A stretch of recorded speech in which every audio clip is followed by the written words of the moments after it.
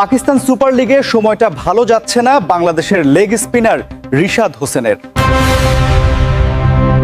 টানা ৩ ম্যাচেই ব্যর্থ তিনি, আর তার দল রাওয়ালপিন্ডি পিন্ডিজ পেয়েছে হারের হ্যাট্রিক।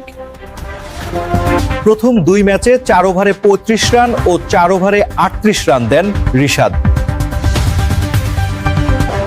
তৃতীয় ম্যাচেও 3 ওভারে 36 রান দিয়ে মাত্র 1টি উইকেট পান তিনি। ব্যাট হাতেও 6 বলে মাত্র 3 রান করেন রিশাদ। পিন্ডিজ 7 উইকেটে 156 রান তোলে, গুলাম করেন 50। জবাবে ইসলামাবাদ 14.2 ওভারে সহজেই জয় পায়।